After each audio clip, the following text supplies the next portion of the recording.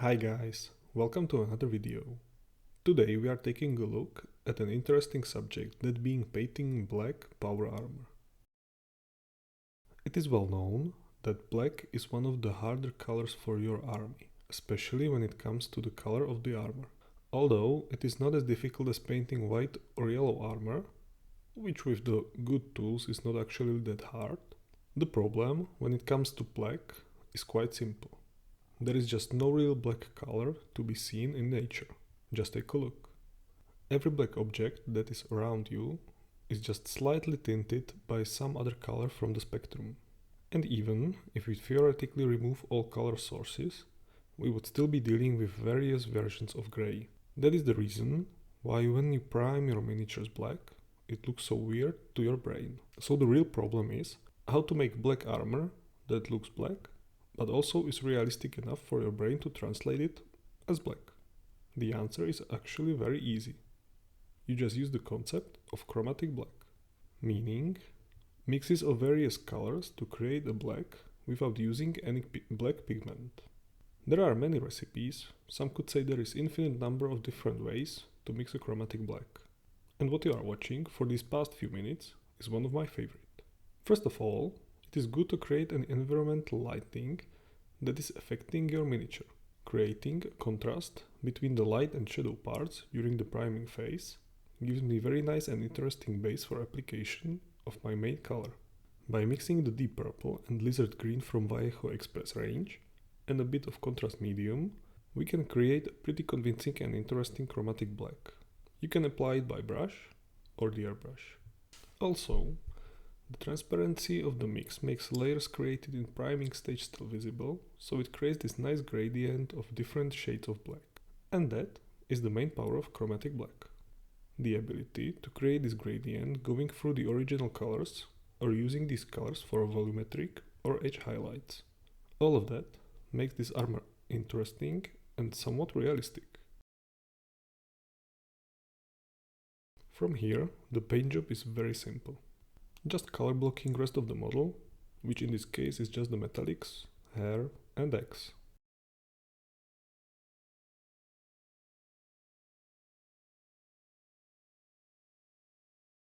Another quite simple trick, useful especially for the Votann power armor, is painting the inner glow from the runes and heraldries.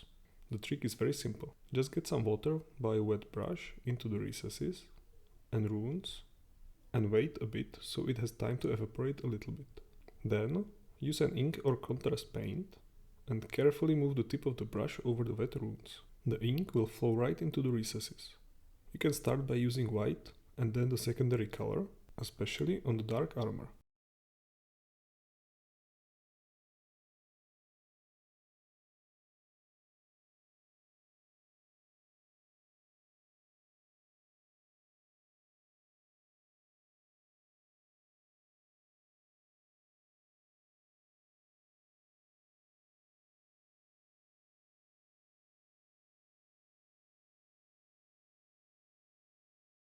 In this case, I also corrected the runes by very dark violet, so the light is really just in the inner part of the recesses.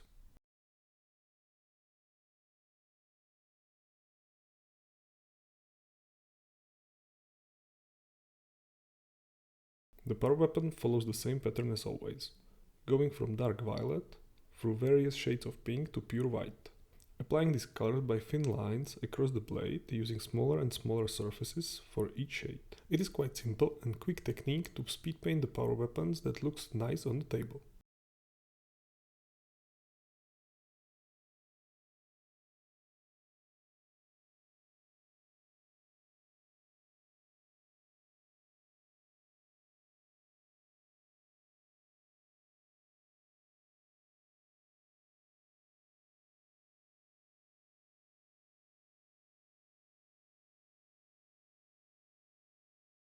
For the belly and declight of the Votann armor, I use the same technique as for the runes, just using the yellow ink.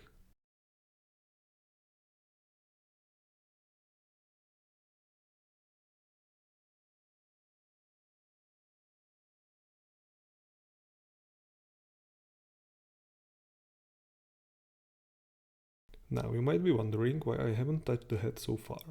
Well, honestly it is because at this point I had no idea what I want to do with it. You see, I do not plan on making a full Leagues of Votann army. And the only models I have so far is this Armour champion and the High Khal I painted a while back, and you can see him on my Instagram. But when I painted that model, I kinda fell for the whole vibe of society where the transferred consciousness of a warrior into what is basically a robot is considered on the same level as every other living kin. So if I were to make this army, I would for sure make all Iron Kin force, where the flesh is really the weakness. So with the head, I went full silly mode. Just as a reference, I love the Terry Pratchett Discworld, and I remembered one character from the books who is basically a troll made out of diamond. So why not an Iron Kin with the diamond head? So I just wanted to create the prismatic effect of light breaking and bouncing on the different parts of his head.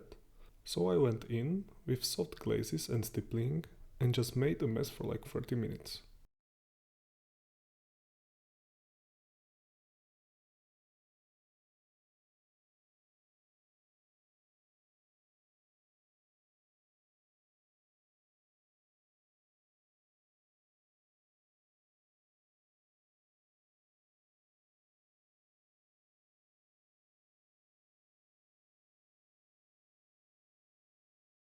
Following the same procedure as for the runes, I used very thin down black contrast paint for recesses to give a little definition, and actually I'm quite happy with the results.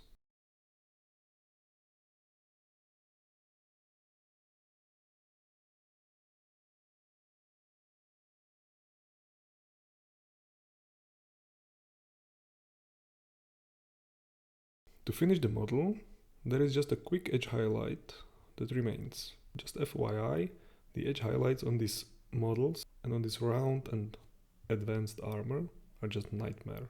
A simple dry brush for the base, and the E-champ is ready to smash the enemies of the kin. Thanks for watching.